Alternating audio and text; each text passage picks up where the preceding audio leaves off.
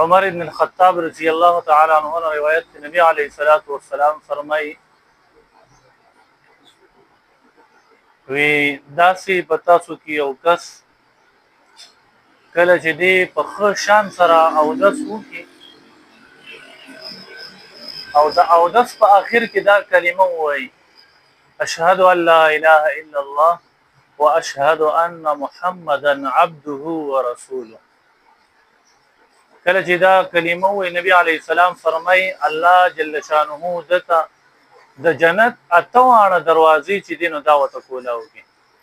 چې دی د جنت په کومه دروازه باندې غواړي داخلي دي. چونکه د انسان طبیعت هغه داسې دی کله چې دی ظاهري ګندګي یا بیودسي کړی وي او د هغې نه ځان پاک کی نو د بیا طبیعت دا غواړي چې یاره اصل سیس خو ایمان دی. څنګه چې زما د بدن پاک شو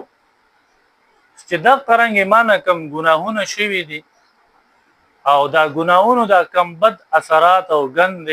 چې دا مان صفا شنو الله نبی علیہ السلام حدیث کو فرمایل چې کله تاسو دا وایي نو الله به درته دغه ګناهونه چې دا به معاف کړي او د جنت اتوانه دروازو کې چې کم باندې تاسو داخلي الله جل شانه چې دا به تاسو داخلي نه اشهد ان لا اله الا الله واشهد ان محمدا عبده ورسوله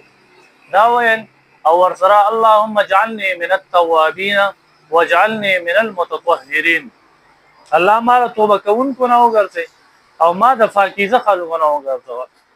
د ګنده خلکو نه ما مګرځي. ابو هريره رضی الله عنه فرمایي نبی عليه الصلاه والسلام فرمایي چې د قیامت په ورځ به زما د امتیانو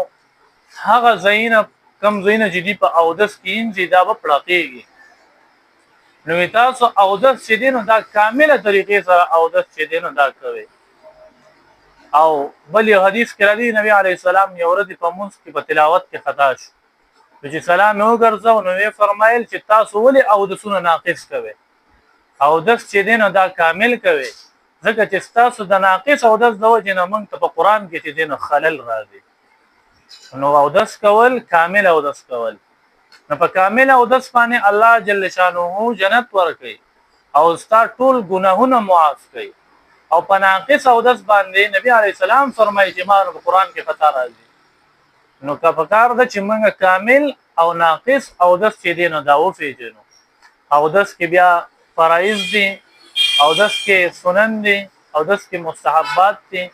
او اودس کې کم مکروهات دي ان شاء الله دا څلور خبره به سبانی درس کې الله نامه